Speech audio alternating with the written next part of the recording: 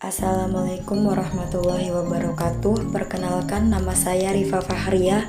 Saya dari Prodi BKPIB semester 2 Universitas Bunga Bangsa Cirebon.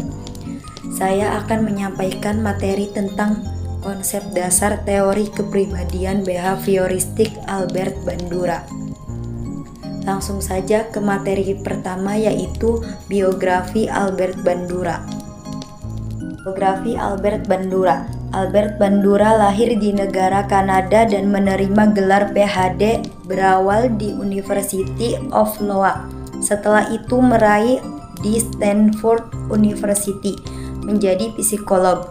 Albert mendahulukan idenya mengenai pembelajaran tanggapan lingkungan. Maka dari itu konsepnya diujar sebagai konsep belajar sosial ataupun modeling. Intinya adalah bahwa tingkah laku adalah produk koreasi akibat perilaku kognitif serta lingkungan. Materi yang kedua yaitu konsep dasar kepribadian. Teori pembelajaran perilaku berfokus pada hasil yang dapat diukur, diamati, dianalisis, dan diuji secara objektif. Pendekatan ini membantu membawa perubahan dalam pikiran, perasaan, dan perilaku orang. Pengulangan dan latihan digunakan untuk membuat perilaku yang diinginkan menjadi kebiasaan. Hasil yang diharapkan dari penerapan teori behaviorisme adalah berkembangnya perilaku yang diinginkan. Selanjutnya ada hakikat dan kepribadian manusia. Peta mekanisme interaksi antara kepribadian manusia dan keadaan mental dalam kerangka psikologi modern melewati 3 arus utama.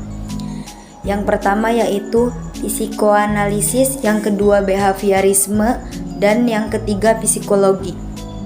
Humanistik tampak kabur serta meninggalkan banyak lubang di sana-sini. Psikologi modern terbukti tidak cukup untuk memahami fenomena psikologi serta kepribadian manusia yang berdimensi vertikal. Selanjutnya ada faktor penyebab kepribadian. Menurut pandangan Albert Bandura, tingkah laku seseorang penyebabnya itu karena akibat sendiri, sifat dan sekitarnya. Behavioris berpendapat bahwa satu-satunya perilaku yang layak dipelajari ialah yang dapat diamati secara langsung, sehingga objek studi yang tepat adalah tindakan, bukan pikiran atau perasaan. Dinamika kepribadian menurut Albert Bandura. Dinamika kepribadian yang dapat dilaporkan Bandura lebih berkaitan dengan motivasi seseorang daripada dengan sumber inspirasi perilaku. Motivasi sebagai konstruksi kognitif dimulai dengan deskripsi hasil dan harapan yang dapat dicapai. Ekspektasi diperkuat dengan konfirmasi bahwa motivasi perilaku secara bersamaan juga menentukan tujuan kinerja sendiri. Perkembangan kepribadian. Menurut Albert Bandura, proses perkembangan sosial dan moral siswa selalu berkaitan dengan belajar, karena menentukan kemampuan siswa untuk bertindak dan berperilaku sosial sesuai dengan standar moral agama, tradisi moral, moralitas hukum, standar moral yang diterapkan dalam masyarakat. Teori belajar ini disebut teori belajar sosial kognitif atau teori belajar imitatif.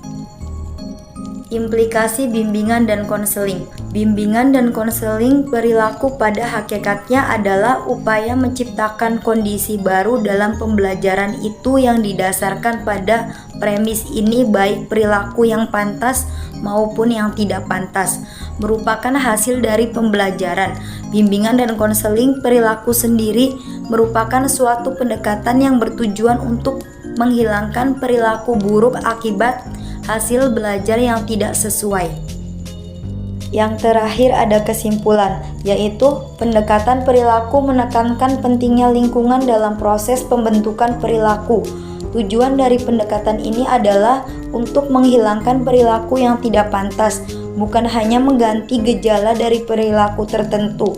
Dengan bantuan pendekatan perilaku, diinginkan suatu perilaku baru pada orang yang dilaporkan, yang terbentuk melewati proses conditioning, hilangnya gejala serta mampu merespon stimulus tanpa menyebabkan masalah baru. Itu saja yang dapat saya sampaikan, kurang lebihnya mohon maaf. Terima kasih. Wassalamualaikum warahmatullahi wabarakatuh.